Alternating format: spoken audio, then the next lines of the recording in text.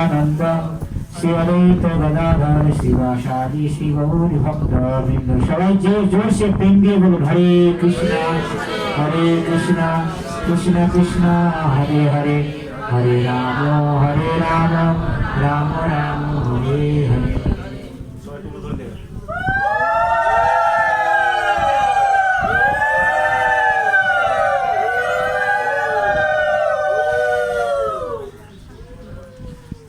কলিযুগের ধর্ম হয় নাম সংকীর্তন। আমরা কলির জীব, আর কলির জীবের ধর্মটাই হলো কিন্তু হরিনাম করা। এবং জলের ধর্ম হলো তৃষ্ণা নিবারণ করা, আগুনের ধর্ম হলো সবকিছুকে পুড়িয়ে দেওয়া, ঠিক তেমনি মানুষের ধর্ম হলো হরিনাম সংকীর্তন করা।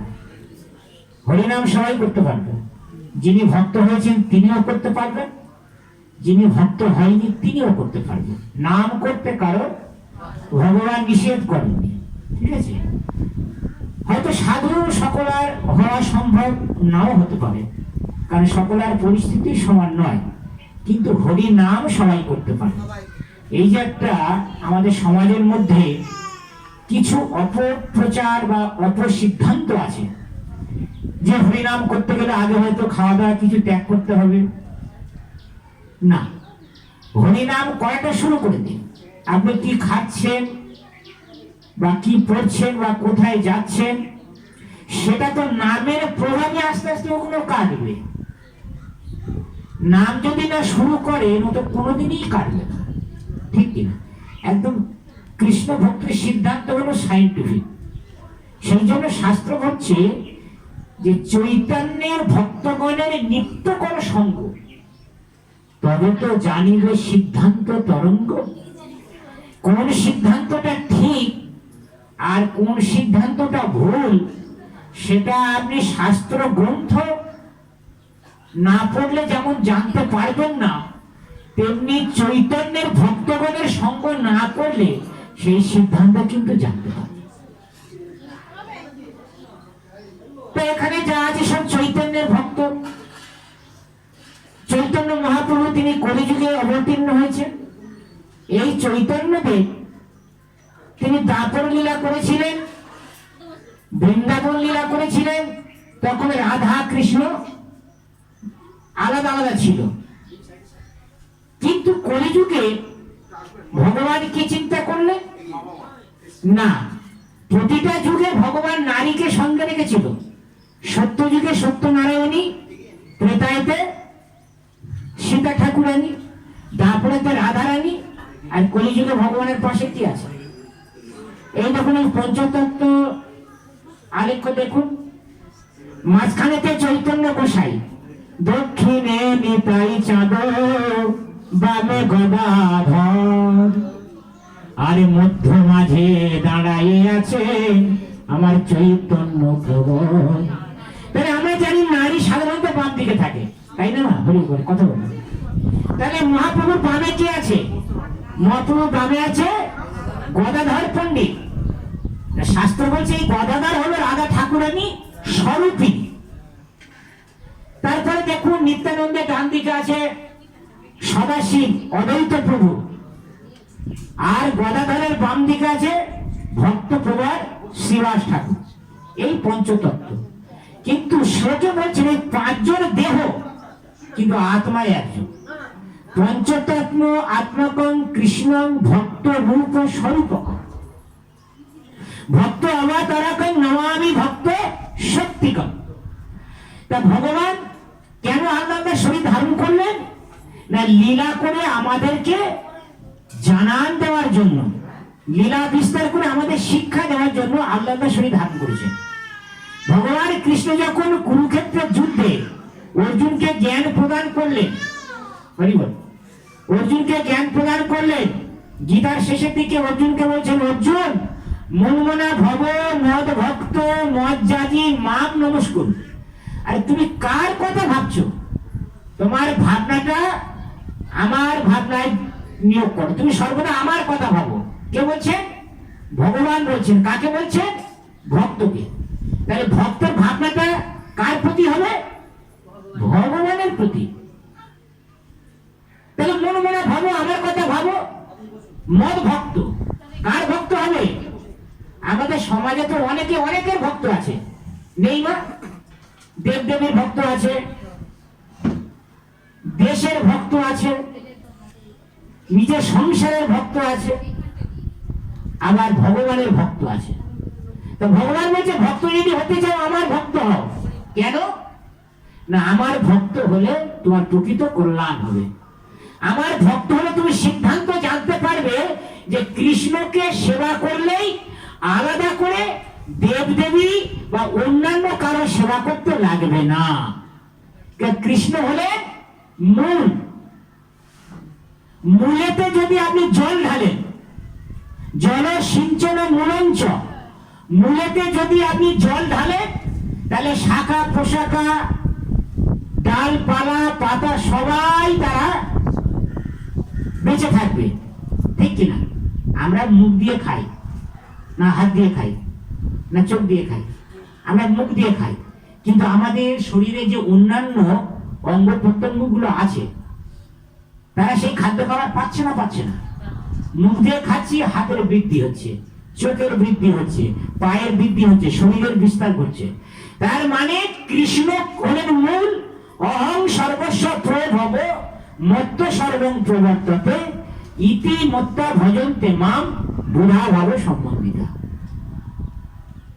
যারা বুদ্ধিমান ব্যক্তি এই কলিযুগে তারাই আমার প্রভুময় সেবাতে যুক্ত হয়।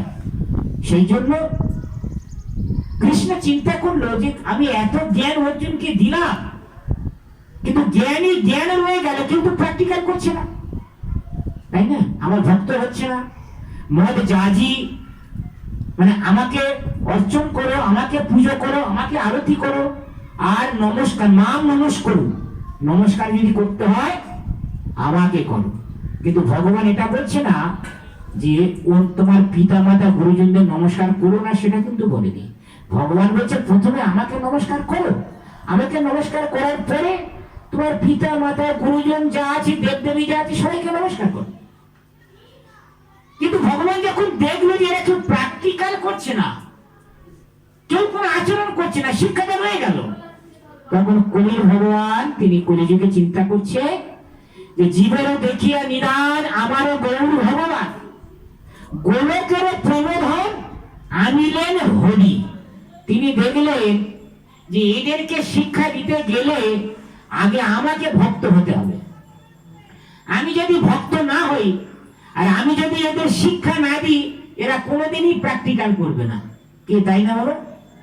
সেই জন্য মহাপ্রভু কলিযুগে একাধারে তিনি ভক্ত, আর একধারে তিনি ব্রজেন্দ্র নন্দন যেই শচীসুত হইল সেই বলরাম হইল নিতাই। তাই একদিকে তিনি ভক্ত, আর একদিকে ভগবান, কিন্তু সমগ্র চৈতন্য চৈতন্যতে তিনি ভক্তের ভূমিকায় অভিনয় করেছেন। কেউ যখন, যারা গৌড়ীয় বৈষ্ণব মহাপ্রভুর সঙ্গে যখন হরিনাম সংকীর্তনে মেতে থাকতো, ভক্তরা জানে যে মহাপ্রভু তিনি স্বয়ং ভগবান। যখন মহাপ্রভুর সামনে ভক্তরা বলতো হে প্রভু আপনি তো সেই ব্রজেন্দ্র নন্দন কৃষ্ণ, তখন মহাপ্রভু কি করতেন জানেন? নিজের জীবন বাটা বার করলেন, আরে বিষ্ণু বিষ্ণু বিষ্ণু, না না না, আমি ভগবান নই, ভগবানকে বিষ্ণু, আমি ভক্ত। তা আমাদের এটাই শিক্ষা। আমরা ভক্ত হয়েছি, কিংবা আমরা মাতাজিরা তারা ভক্ত হয়েছে, কিন্তু কোনোদিন যে আমি ভক্ত হয়েছি এই ভাবটা যদি মনের মধ্যে আসে, তাহলে কিন্তু সেখানে একটা অহংকারের জন্ম হবে, তাই না? তাই ভগবান তিনি ভক্ত রূপে শচী মায়ের গর্ভ সিন্ধুতে, এই যে আগামী যে পূর্ণিমা আসছে, দোল পূর্ণিমা তিথিতে তিনি আবির্ভূত হয়েছেন। সেই মহাপ্রভু যখন হরিনাম সংকীর্তন করে, তার সঙ্গে তার ভক্তরা থাকে। এই যে প্রভু শচীর তনয় অষ্টকম তিনি পাঠ করছিলেন। বর্তমান দিনের কবিরা তারা কবিতা লেখে বা গান লেখে, মনের একটা কল্পনা করে লেখে, ঠিক কিনা? তারা মানুষের একটা কল্পনা করে লেখে, কিন্তু মহাজন যারা যে ভগবান সম্বন্ধে যে পদাবলী গুলো লিখেছে, তাদের সেই পদাবলী গুলো কল্পনা নয়, তারা ভগবানের সঙ্গে লীলা করছে, ভগবানের লীলাতে তারা সঙ্গে আর ভগবানকে দেখছি আর কলম ধরে লিখছি। এই যে সচেতনে অষ্টকম প্রভু যে লিখেছেন, তিনি বলেন শ্রীনিবাস ঠাকুর, তিনি মহাপ্রভু নিত্য পার্ষদ, তিনি মহাপ্রভুর সঙ্গে নৃত্য করছেন আর তিনি দেখছেন মহাপ্রভুর গায়ের বর্ণ হলো উজ্জ্বল গৌর। তাহলে দেখছেন আর লিখছেন, মানে তিনি সত্যি না মিথ্যে? এটা একেবারে প্র্যাকটিক্যাল সত্যি। কিন্তু সেই মহাপ্রভু তিনি কলিযুগে অবতীর্ণ হয়েছে, আবার এই কলিযুগে জগন্নাথ দেব অবতীর্ণ হয়েছে। আপনারা পুরী ধামে গেছেন? কারা কারা পুরী ধামে গেছেন? হরিবল। এখন জগন্নাথ দেবকে দেখতে যাননি? হরে কৃষ্ণ, হরিবল। পুরী ধামে জগন্নাথ দেব আছে, তাই না? তা যখন মহাপ্রভুর সঙ্গে বাসুদেব ঘোষ লীলা করছেন, মহাপ্রভুর সঙ্গে যখন বাসুদেবের লীলা চলছে, ভক্ত সঙ্গ হচ্ছে, বাসুদেব ঘোষ কি দেখছেন? আচ্ছা, হরিনাম সংকীর্তন তো অনেক ভক্ত থাকে, সকলের মানসিক অবস্থা কিন্তু সমান নয়। আস্তে আস্তে এগিয়ে আসুন, ঠিক তেমনি। আচ্ছা, আমার এই বাবার বাড়িতে কি কাজ ছিল? বেলা একটা সময় আসতেছে, ওনার বাড়িতে কোনো কাজ নেই। হরিবল, হরিবল, বসে বলুন, বসে বলুন। হরে কৃষ্ণ বাবা, বসে বলুন, বসে বসে বলুন। হরিবল, হরে কৃষ্ণ, হরে কৃষ্ণ, কৃষ্ণ কৃষ্ণ হরে হরে, হরে রাম, রাম রাম হরে হরে। তা জগন্নাথ দেব তিনি এই কলিযুগে প্রকট হয়েছেন। যখন বাসু ঘোষের সঙ্গে ভক্তগণ ভগবান লীলা করছে, তখন বাসুদেব ঘোষকে ভগবান, তিনি যে জগন্নাথ, তিনি যে গৌর, তিনি যে কৃষ্ণ, এটাই বাসুদেবকে দেখাচ্ছে। বাসুদেব তিনি দেখছেন গৌর হরি নাচতে নাচতে হঠাৎ জগন্নাথ দেব রূপ ধারণ করছে। আমার গৌর হরি নাচতে নাচতে হঠাৎ কৃষ্ণের রূপ ধারণ করছে, এ কি? তখন এই বাসুদেব ঘোষ কলম নিয়ে পদ লিখলেন, জয় জয় জগন্নাথ সচির নন্দন। তুমি আর কেউ নও, তুমি সচির নন্দন গৌর হরি, আবার তুমি জগন্নাথ। তাই দেখো, প্র্যাকটিক্যাল করছে আর লিখছে, এগুলো কোনো কবির কল্পনা নয়। ত্রিভুবন কবে যাহার চরণ বন্দন। আপনি জনসেবা নাও করতে পারেন, কিছু যায় আসে না ভগবানের কাছে। ত্রিভুবনবাসী দেবতা, কিন্নর, গন্ধর্ব, খেচর, ভূচর, যত দিবাসী সবাই ভগবানকে সেবা করছে। যেখানে দেবতারা, দেবীরা ভগবানকে সেবা করছে, যেখানে শিব ঠাকুর, যেখানে ব্রহ্মাজি ভগবানকে সেবা করছে, তাই সেখানে আমাদের মতো ক্ষুদ্র কি ভগবানকে সেবা করার জন্য এত ভাবতে হবে কেন? আমরা বাড়িতে দেখি আমাদের গুরুজনরা যা করে, সাধারণত ছেলেমেয়েরা সেই পথ অনুসরণ করে, এটা করা উচিত। বর্তমানে করে কিনা জানি না। তাহলে ব্রহ্মাজি হলেন আমাদের ব্রহ্মাণ্ডের প্রথম সৃষ্ট জীব, এবং তিনি হলেন সৃষ্টিকর্তা, তাই বলো তো? আগে সৃষ্টিকর্তা, মূল সৃষ্টিকর্তা হলো ভগবান। ভগবান কৃষ্ণ সৃষ্টির মূল উপাদান যেটা আটটা, সেই আটখানা উপাদান ভগবান কৃষ্ণ দিয়েছে। আর ব্রহ্মাজি কি করছে? ওই উপাদানগুলো নিয়েই তিনি জগৎ সৃষ্টি কার্য করছেন। তাহলে সেই ব্রহ্মা যদি চতুর্মুখে ভগবানকে আরাধনা করে, শিব যদি পঞ্চমুখে ভগবানকে আরাধনা করে, তাহলে আমরা ভগবানকে আরাধনা করার জন্য এত ভাববো কেন? আমাদের তো তাদের অনুসরণ করে ভগবানের সেবায় যুক্ত হয়ে যাওয়া উচিত, তাই না? তাই বাসুদেব ঘোষ লিখছেন, যেই গৌর সেই কৃষ্ণ, সেই তো জগন্নাথ। তাই জগন্নাথ দেব পুরী ধামে আছেন, তাই না? সঙ্গে কে কে আছে? দাদা বলরাম আর ভগ্নী সুভদ্রা। দেখুন, নিজের বউকে কিন্তু পাশে রাখেন, ঠিক আছে? বর্তমান দিনের বউরা স্বামী যদি বাজারে যায়, সঙ্গে যদি না নিয়ে যায়, রণক্ষেত্র পেতে যায়। কেন? কেন না মনের মধ্যে একটা ধারণা, কি সন্দেহ, বা না জানি আমার স্বামী কার সঙ্গে কথা বলে। তা জগন্নাথ দেব যে বিগ্রহ রূপে আছে, দাদাকে রেখেছে আর ভগ্নীকে রেখেছে, নিজের স্ত্রীকে রাখলো না। জগৎবাসীকে তিনি পুরীধামে থেকে কৃপা দর্শন করছেন। জগন্নাথ দেবের বড় বড় চোখ না, দেখেছেন তো? বড় বড় চোখ। এই বড় বড় চোখ দিয়ে তিনি কি করছেন? জগৎবাসীকে তো কৃপা দিচ্ছেন।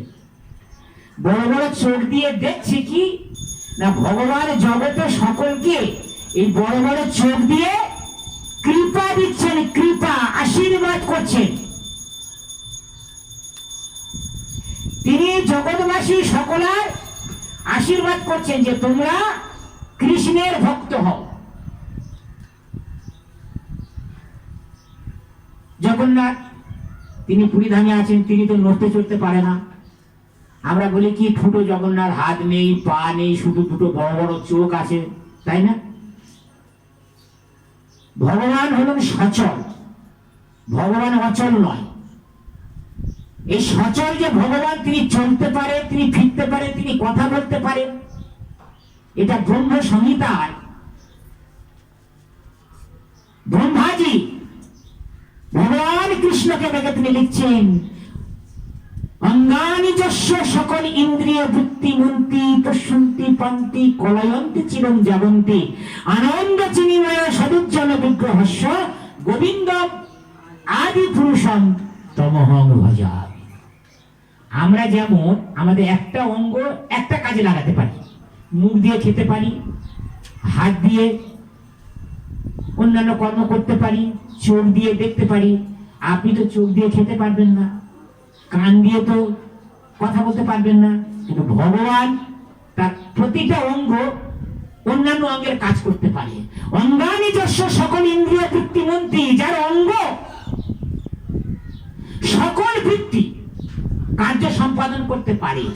অর্থাৎ ভগবান মুখ দিয়েও খেতে পারে, চোখ দিয়েও খেতে পারে, কান দিয়েও খেতে পারে। সেই জন্য যখন ভোগ লাগানো হয় ভগবানকে, অনেকে বলে আরে ভগবান তো দাঁড়িয়ে আছে রে বাবা, তোমার ভগবান খাচ্ছে কি করে, তাই না? এই প্রশ্নগুলো কারা করে? যারা জড় বিষয়ী মানুষ, যারা ভগবত তত্ত্ব সম্বন্ধে জানে না, বা জানলেও জ্ঞানের অহংকারে তর্ক করে। আরে ভগবান তিনি চোখ দিয়েও খাচ্ছে, আবার চোখ দিয়েও কৃপা দিচ্ছে। ভগবান মুখ দিয়েও খাচ্ছে, আবার মুখ দিয়েও কৃপা দিচ্ছে। কৃপা কথার অর্থ হলো করে পাওয়া। কিছু করো তবে ভগবানের কাছ থেকে কিছু পাবে, তাই না?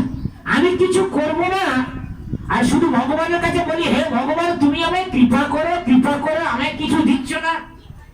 ভগবান তো সকলের প্রতি কৃপাময়। ভগবান তিনি সকলকে সমান দৃষ্টিতে দেখেন। সেই জন্য ভগবানের কাছে কোনো শত্রু নেই, ভগবানের কাছে কোনো মিত্র নেই। ভগবান সকলের কাছে সমদর্শী। তো সেই জগন্নাথ দেব তিনি তো পুরীধামে আছেন। তার চৈতন্য মহাপ্রভু মনে মনে ভাবছেন জগন্নাথ দেব তো চলতে পারে না, তাই না? এটা ভক্তরা উপলব্ধি করতে পারে ভগবান সচল, কিন্তু যারা সাধারণ মানুষ তারা উপলব্ধি করতে পারে না। তাই চৈতন্য মহাপ্রভু সিদ্ধান্ত নিলেন যে তিনি সারা ভারতবর্ষ ভ্রমণ করবেন। সারা ভারতবর্ষ ভ্রমণ করে প্রত্যেকটা ঘরে ঘরে তিনি যাবেন, প্রত্যেকটা মানুষের বাড়ি বাড়ি গিয়ে এই ভগবানের দিব্য নামের কথা প্রচার করবেন। তাই চৈতন্য মহাপ্রভু যাচ্ছে না? চৈতন্য মহাপ্রভু তার অগণিত ভক্ত তৈরি করে দিয়েছে। মহাপ্রভুর গণ যত প্রদীপ পাবেন, এই যে সব বসে আছে মহাপ্রভুর গণ, এই মহাপ্রভুর গণ দাঁড়ে দাঁড়ে গিয়ে আপনাদের হাতে ধরে পায়ে ধরে বলছে, মা একবার হরি নাম বলো, একবার হরি কথা বলো, একবার কৃষ্ণ নাম বলো, তাই না? বলো কৃষ্ণ, ভজ কৃষ্ণ, করো কৃষ্ণ শিক্ষা। তোমরা কৃষ্ণ নাম বলো, কৃষ্ণকে ভজন করো, আর কৃষ্ণ সম্বন্ধীয় শিক্ষা অর্জন করো। মহাপ্রভু প্রতিটা ঘরে ঘরে ভ্রমণ করছে। ওইদিকে জগন্নাথ দেব তিনি একটা লীলা করছেন। আপনারা গৌরহরি লীলা শুনলেন, নিত্যানন্দের লীলা শুনলেন, আমি জগন্নাথ দেবের একটা লীলা বলি। হরে কৃষ্ণ, হরে বল। শুনতে ইচ্ছা আছে আপনাদের? জগন্নাথ দেবের একজন পরম ভক্ত, তার নাম হলো রঘুদাস। রঘুদাস একবারে নিজ কুলে যার জন্ম হয়েছে, তাই না?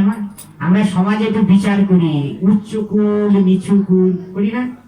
হ্যাঁ, এটা মহাপ্রভুর সময়ে, যখন মহাপ্রভু নবদ্বীপে জন্মগ্রহণ করেন, সেই মহাপ্রভুর সময়ে মানে প্রচুর এই গুণামি ছিল সমাজে।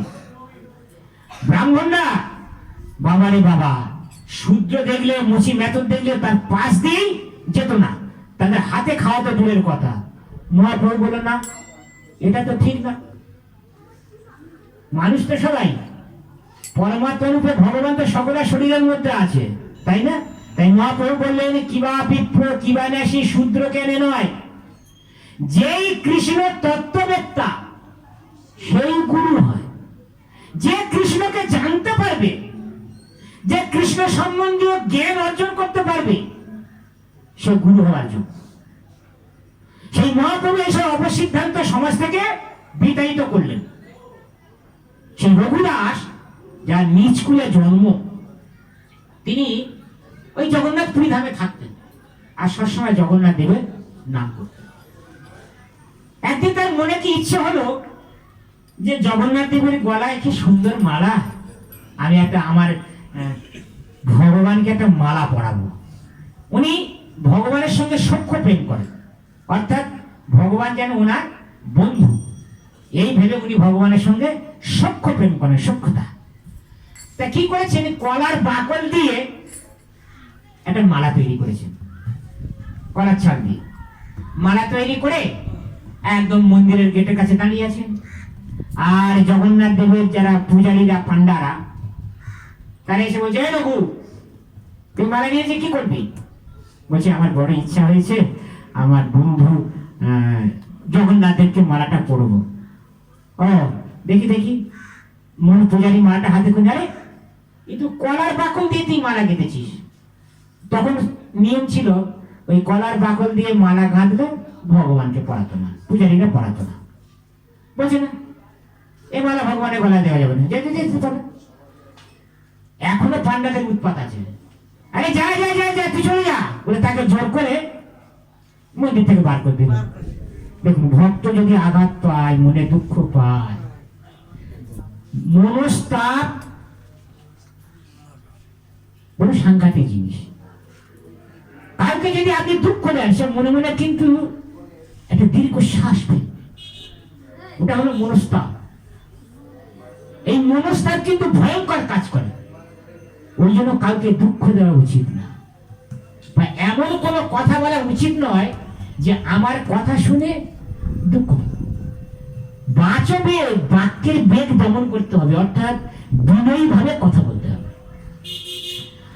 তাই মনে দুঃখ করতে করতে রঘুরাজ বাড়ি চলে এলেন, ঘুমিয়ে পড়েছে। আর মূল পূজারীরা ভগবান জগন্নাথ দেবকে শয়ন দেওয়ার আগে, এখনো পর্যন্ত সেই নিয়ম আছে, সমস্ত অঙ্গের ভূষণ সব খুলে নিয়ে নতুন করে বেশ পরিয়ে, সেটাকে বলে বড় শৃঙ্গার, নতুন করে বেশ পরিয়ে সাজিয়ে ভগবানকে শয়ন দেয়। তার মূল পূজারী তিনি ভগবানের যা অঙ্গ ছিলেন সব খুলে নিল, নিয়ে এবার নতুন করে কাপড় পরাচ্ছেন। এবারে ফুল দিয়ে ভগবানের অঙ্গে যেখানে যেখানে দিচ্ছে সব ফুল পড়ে যাচ্ছে। পূজারী ভাবছে, এমনটা তো কোনোদিনই হয় না। হ্যাঁ, ভগবানের গায়ে থেকে সব ফুল পড়ে যাচ্ছে কেন? ভগবান কোনো ফুল গ্রহণ করছে না কেন? পূজারীরা খুব চিন্তায় পড়ে গেছে। তখন সব পূজারীরা চিন্তা করলেন যে আমরা আজকের উপবাস থেকে ভগবানকে জানতে হবে কেন তিনি ফুল গ্রহণ করছেন না। বলে সারাদিন উপবাস থেকে রাত পর্যন্ত জেগে থাকার পরে গভীর রাত্রের দিকে শয়নে গেলেন, নিদ্রা গেলেন। এবার নিদ্রা যাওয়ার পরে ভগবান জগন্নাথের শয়ন দিচ্ছে, মূল পূজারীকে স্বপ্নে দেখাচ্ছে, পূজারী আমার এক পরম ভক্ত একটা মালা গেঁথে এনেছিল, তুমি আমার গলায় সেটা পরাওনি, হ্যাঁ, সেই জন্য তো আমি তোমাদের ফুল গ্রহণ করছি না। হরি জয় জগন্নাথ। যেই পূজারীর ঘুম ভেঙে গেছে, স্বপ্নে দেখলো, উঠে সঙ্গে সঙ্গে সব অন্যান্য পূজারীদের সঙ্গে বলছে, আরে দেখো দেখো দেখো, ভগবান আমাকে এই জানালো, সেই রঘুবর কোথায় থাকে, কোথায় থাকে, চলো চলো চলো, পরম ভক্ত চলো। তখন সবাই মিলে খোঁজ করতে করতে গিয়ে দেখে যে একটা ছোট পাটার কুঠির বেঁধে সেই রঘুরাজ জয় জগন্নাথ জয় জগন্নাথ জয় জগন্নাথ করছে। পূজারীরা গিয়ে রঘুরাসের পায়ে পড়ে বলছে, রঘুরাস তুমি হলে ভগবানের পরমে ভক্ত, তোমার প্রেমের কাছে আমার ভগবান যে বাধা পড়ে গেছে, ভগবানকে বাঁধতে গেলে গোমা টাকা পয়সা গাড়ি বাড়ি দিয়ে ভগবানকে পাওয়া যায় না, ভগবানকে পেতে গেলে আগে আত্মনিবেদন করতে হবে, শরণাগতি লাভ করতে হবে। সেই জন্য শাস্ত্র বলেছেন আত্মনিবেদন তুয়া পদে করি হইনু পরম সুখী। আমরা ভক্তি জগতে অনেকদিন আছি, আমাদের উপলব্ধি হয় একটু সুখ তো পাচ্ছি না বাবা, দুঃখেই তো ভরে রয়েছি, তাই না? কতদিন ভগবানের সেবা তো করছি, তাহলে দুঃখ যাচ্ছে না কেন, সুখের অনুভূতি আসছে না কেন? তার কারণ হলো আমাদের আত্মনিবেদন বা শরণাগতি পূর্ণ মাত্রায় নাই, এই ছুঁই ছুঁই ভাব আছে। আত্মনিবেদন তুয়া পদে করি হইনু পরম সুখী। যখন আপনি আত্মনিবেদন করবেন তখন কি হবে? আমার দুঃখ দূরে যাবে, চিন্তা নাহি রবে, আমার দুঃখ দূরে যাবে, চিন্তা নাহি রবে, চৌদিকে আনন্দ দেখি। কেউ যখন প্রকৃত সুখ পাবে তখন চতুর্দিকে আনন্দ দেখবে। হরিব, যারা আসেন বসে পড়ুন। একটু এগিয়ে গিয়ে আসুন। হরে কৃষ্ণ বাবা, একটু এগিয়ে গিয়ে আসুন, সামনে যাবেন, একটু এগিয়ে গিয়ে আসুন। হরে কৃষ্ণ, হরি বল, হরি বল, হরি বল, হরি বল। লীলার রসভঙ্গ করবেন না প্লিজ। আপনাদের সকাল থেকে পাওয়ার জন্য অনেক আয়োজন করা হয়েছে, কিন্তু দুর্ভাগ্যের বিষয় সকাল থেকে আপনাদের পাইনি বা পাওয়া যাচ্ছে না।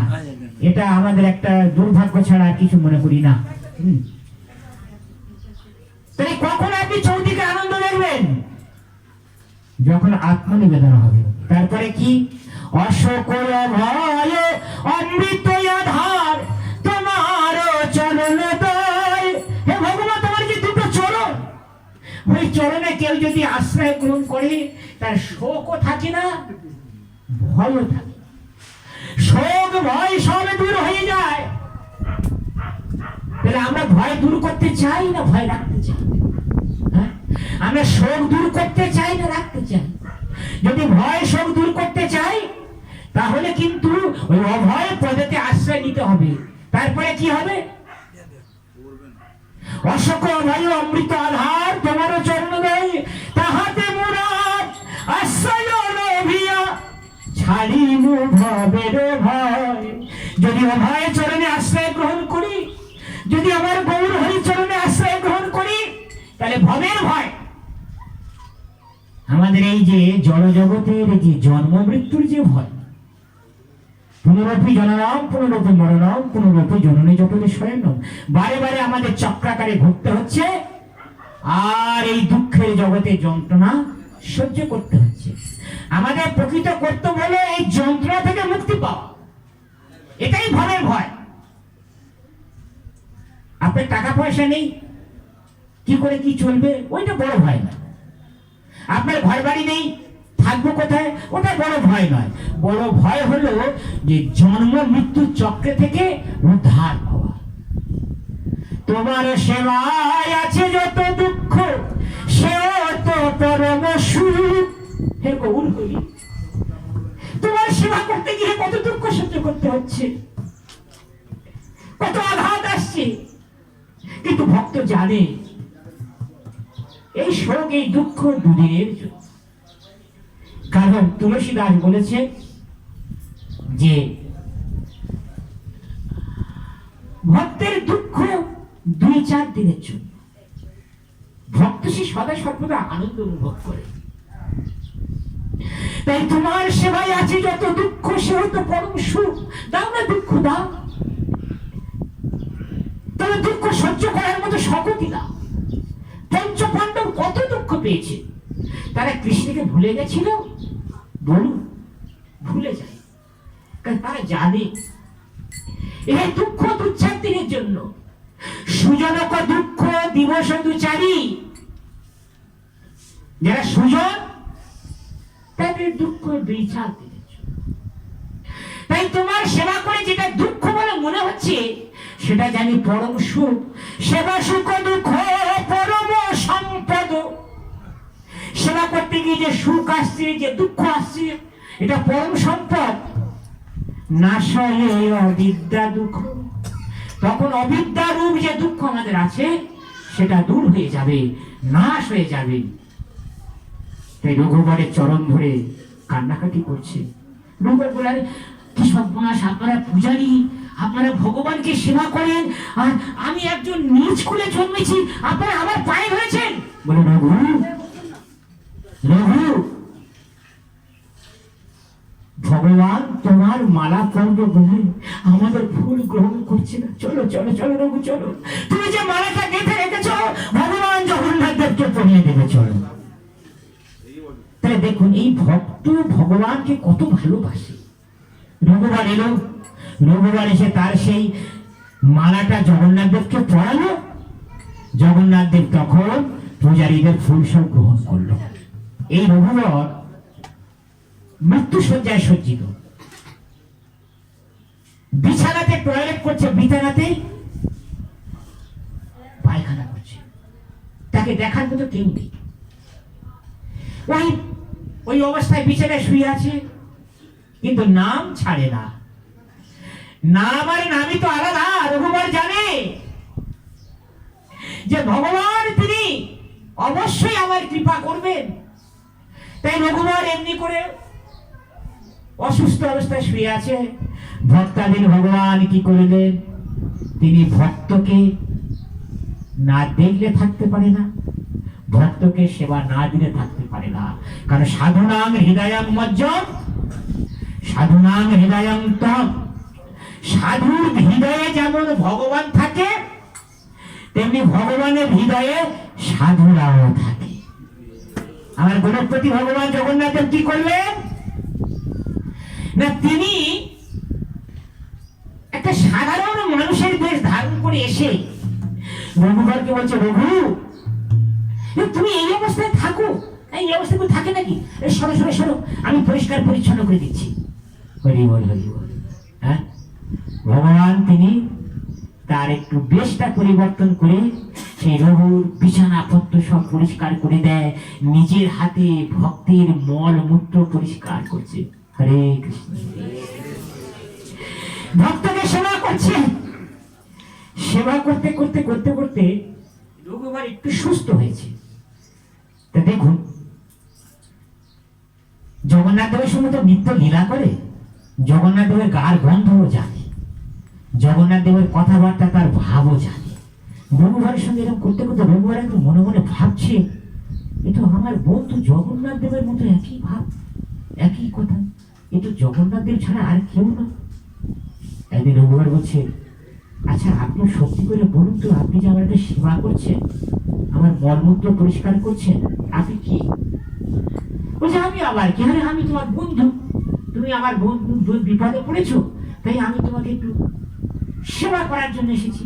সেবার ভাব না,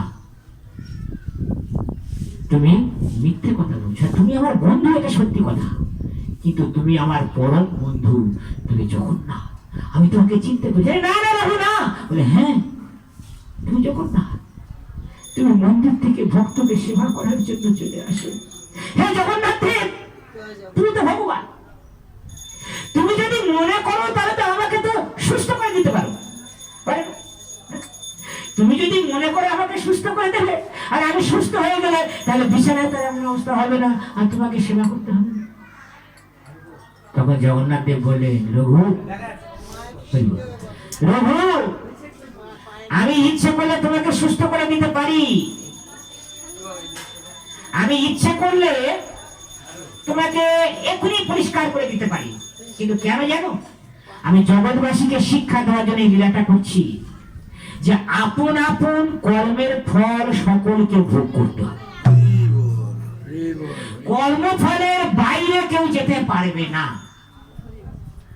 তবে এটা ভাববেন না ভগবান লীলা করছে, রঘুর মতো অত বড় ভক্ত কোনদিন এমন দশা হতে পারে না। ভগবান লীলা করে শিক্ষা দিচ্ছে যে তোমরা আমার ভক্ত হও। আমার ভক্ত হলে, ভগবানের ভক্ত হলে কি লাভ? ভগবান যেমন রঘুবরের কর্মফল সব গ্রহণ করে নিয়ে পরবর্তীকালে তাকে সুস্থ করে দিয়েছে, তা ভগবান ভক্তের কর্মফল নিয়ে নেয়। কর্মফল যেটা ভোগ হয় সেটা জগৎবাসীকে শিক্ষা দেওয়ার জন্য। ভগবান ভক্তের কর্মফল নিয়ে নেয়, কিন্তু যারা ভগবানের ভক্ত হয় না তাদের আপন কর্মের ফল আপন আপনকে ভোগ করতে হয়। এটা শাস্ত্রের কথা না, ঠিক আছে? সেই জন্য এই যে জড়া জগৎ, এখানে সুখ দুঃখ সব রকম আছে। এই মনুষ্য দেহটা হলো জংশন, আর অন্যান্য দেহ, গাছপালার দেহ, পশু পাখির দেহ, কীট পতঙ্গের দেহ, জীবজন্তুর দেহ, এগুলো এক একটা স্টেশন। স্টেশন আর জংশন কিন্তু একই না। জংশন এমন একটা স্টেশন যেখান থেকে আপনি বিভিন্ন দিকে চলে যেতে পারবেন, কিন্তু একটা স্টেশন থেকে আপনি ইচ্ছে থাকলেও অন্যদিকে যেতে পারবেন না। পারবেন? আপনার সুভাষগ্রাম স্টেশন থেকে আপনি ইচ্ছে করলে আপনি কি বালিগঞ্জে যেতে পারবেন ডাইরেক্ট? আপনাকে কিন্তু সেই জংশন সোনারপুর হয়ে তবে যেতে হবে, ঠিক কিনা? ঠিক। আর এই জংশন আপনি সোনারপুর থেকে দাঁড়িয়ে দাঁড়িয়ে ডিভিশন নিচ্ছেন, আমি বালিগঞ্জে যাবো, সঙ্গে সঙ্গে ট্রেন পেয়ে যাবেন বালিগঞ্জে, আপনাকে কিন্তু ঘুরতে হবে না। মনুষ্য দেহটা জংশনের সঙ্গে তুলনা করছে কেন না, এই শরীরে আপনি ভগবানকে সাধন ভজন করে আপনি ক্রমশ ঊর্ধ্বলোকে দেবতার শরীর পেতে পারেন, মুনি ঋষির শরীর পেতে পারেন। আবার একই শরীর ভগবানকে সাধন ভজন না করে পাপ সব গ্রহণ করে ক্রমশ নরকের দিকে চলে যেতে পারে, ঠিক কিনা? এই জন্য মনুষ্য শরীরকে বলছে জংশন। এখানে সিদ্ধান্ত নিতে হবে আমার কি করা উচিত আর কি করা উচিত নয়, কি কর্ম করা উচিত, কি কর্ম করা উচিত নয়। এই জন্য বলে জীব হলো তটস্থ শক্তি। নদীর তট, নদীর তটে দাঁড়িয়ে আপনি নদীর জলেও নেমে যেতে পারেন, আবার উপরে উঠে আসতে পারেন, তাই না? তটস্থ শক্তি জীব তার বুদ্ধিটাকে ভালো কাজে লাগিয়ে সাধুদের কৃপায় সাধু সঙ্গ করে ভগবানকে ভজন করে ক্রমশেষে ঊর্ধ্ব গ্রহণকে চলে যেতে পারে। সেই সুযোগটাই মনুষ্য শরীরে আছে, অন্য কোনো শরীরে কিন্তু এই সুযোগটা নেই। তেমন শরীর আমরা সবাই পেয়েছি। এখানে আমরা সবাই মানুষ তো, হ্যাঁ কি না? হ্যাঁ, সেই শরীর কিন্তু আমরা সবাই পেয়েছি। দুর্লভ মানব জনম ক্ষণ ভঙ্গুরা, এই জনম ক্ষণিকের মধ্যেই ধ্বংস হয়ে যেতে পারে। এখানে বসে হরিনাম শুনছি, আধা ঘন্টা পরে আমি বেঁচে থাকবো কোনো গ্যারেন্টি আছে? বলুন, আছে? তাহলে একটা মাটির কলসি কেনার সময় কেন ড্রাইভার ঠুকে গিয়ে এটা ফুটো কি টানা দেখেন? কিসের গ্যারেন্টি আপনার? প্রতি মুহূর্তে বাঁচতে গেলে অন্যের উপর নির্ভর করতে হবে। আপনি একটা বাসে উঠবেন, যত যাত্রী আছে ড্রাইভারের উপর নির্ভরশীল। একটা ব্যক্তির উপর অত লোক নির্ভরশীল। ড্রাইভার যদি খাদে গাড়ি ফেলে দেয় সকলের জীবনহানি হবে। আপনি ট্রেনে উঠেছেন, ড্রাইভারের উপর হাজার হাজার লোক, তাহলে আমরা প্রতি মুহূর্তে অন্যের উপর নির্ভরশীল। তারপরেও আমি ভাবছি আমি সব করছি, আমি কর্তা, আমি গৃহিণী। এই চিন্তাগুলোকে বলে অবিদ্যা। বৈষ্ণব দর্শনে শিক্ষাগুলো আছে। আদৌ আমি মালিক নই, আমি গৃহিণী নই, মালিক কে? হ্যাঁ, এটা কখন মনে আসবে জানেন? যখন ডাক্তার লিখে দেবে বাবা এবার ভেলোরে যাও, ভেলোরে গেল, ভেলোরে ডাক্তার বললো আর হবে না, বাড়ি ফিরে যাও। তখন মনে হবে কে, আর আমার কেউ নেই রে বাবা, আছে মালিক। তখন আমি মালিক আর মাথায় নেই, সেটা লেজে গোবরে হয়ে গেছে। যতক্ষণ শরীরে শক্তি থাকে ততক্ষণ মনে হয় আমি মালিক, অহম ব্রহ্মাস্মি, আমি ভগবান। না, এই অবিদ্যা। ভগবান একজন, তিনি প্রত্যেকটা শরীরের মধ্যে থেকে, সকলের শরীরের মধ্যে থেকে সুখ দুঃখের ভাগীদার তিনি। তাই মহাজনগণ বলছেন, হরিবল হরিবল, মহাজনগণ কি বলছেন, যে তুমি আমার দুঃখের দুঃখী, তুমি আমার সুখের সুখী। হ্যাঁ, তুমি আমার দুঃখের দুঃখী, সুখের সুখী। হরিবল হরিবল, তুমি আমার দুঃখের দুঃখী, সুখের সুখী। তাই তোমারে বলি ভাই রে, তাই তোমারে বলি ভাই, হ্যাঁ, চলো নিতাইয়ের হাটে গিয়ে, চলো নিতাইয়ের হাটে গিয়ে নামিয়ে এনেছি তোমার তরে, ভাই রে নামিয়ে এনেছি তোমার তরে, তুমি আমার দুঃখের দুঃখী, সুখের সুখী। নাম কোথায় পাবে? নিতাইয়ের হাটে। এই নিতাইয়ের হাট বসেছে। তারপরে মহাজনগণ কি বলছে? হ্যাঁ, মহাজনগণ বলছে, গৌরচন্দ্র মার্কা করা এই হরিনাম রসে ভরা। আমার জুয়েলার্সে গেছেন, সোনা কিনবেন, আমার হলমার্কের সোনা চাই, এটা ব্র্যান্ড, তাই না? জগতে কত ব্র্যান্ড আছে, দামি দামি ব্র্যান্ড। জুতো পরবেন অজন্তার সুচাই। তাই নিতাইয়ের হাটে গিয়ে যে দ্রব্যটা কিনে আনবেন, নিতাইয়ের হাট বসেছে, কত রকম দ্রব্য পাওয়া যায়। তাহলে যে দ্রব্যটা নিতাইয়ের হাট থেকে কিনে আনবে সেটা কোন ব্র্যান্ডের? গৌরচন্দ্র ব্র্যান্ড। হরি বল, হরি বল। গৌরচন্দ্র মার্কা করা এই হরিনাম রসে ভরা।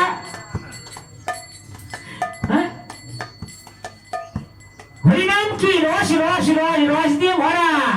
যত একে দ্রব্যের তত রস পাবেন। তারপরে কি হবে? নামে নামে পড়বে ধরা। নাম আর নামি দুজনে ধরা পড়ে যাবে ভক্তের কাছে। নামকে আশ্রয় করলে নামীকে পাওয়া যাবে। সিনেমায় টিভি দেখেননি, নায়ককে খুঁজে পাওয়া যাচ্ছে না, খুঁজে পাওয়া যাচ্ছে না, ওর ভালোবাসার মানুষটাকে তুলে নিয়ে আসে। প্র্যাকটিক্যাল। তখন কি করে? নায়ককে খুঁজে পাওয়া যাচ্ছে না, তার নায়িকাকে, প্রেমিককে তুলে আনে। মানে প্রেমিককে তুলে আনলেই ও বেটা যেখানে থাকবে না কেন, ও ঠিক ওর খুঁজে খুঁজে খুঁজে খুঁজে চলে আসবে। তাহলে আপনি নাম আর নামী, নাম হলো ভগবানের প্রেমিক, তাই না? তাই নামকে আশ্রয় করুন। নামকে আশ্রয় করলে নামীকে আর খুঁজতে লাগবে না, নামে পরমেশ্বর ভগবানকে আপনি পেয়ে যাবেন। তখন নামে নামে পড়বে ধরা। লও যদি বদনে ভরে, ভাইরে লও যদি বদনে ভরে, তুমি আমার দুঃখের দুঃখী, সুখের সুখী। মাগো, এই জগতে সুখের সময় সকলে পাশে থাকে, দুঃখের সময় কেউ থাকবে না। ওই নিজের সাত পাকে বাঁধা লোকটাও কেটে পড়বে। ভালো থাকতে থাকতে ছেড়ে দিচ্ছে, দুঃখে পড়লে তার কোনো কথাই নেই। জন্ম দেওয়া ছেলে, জন্ম দেওয়া মেয়ে গ্যারান্টি দেবেন আমায় দেখবে, ওইটার আশা করো না বাবা। যে দেখবে সে গ্যারান্টি দিচ্ছে, আমি তোমার হৃদয়ের মধ্যে থেকে আমি তোমার পরম বন্ধু রূপে আমি তোমায়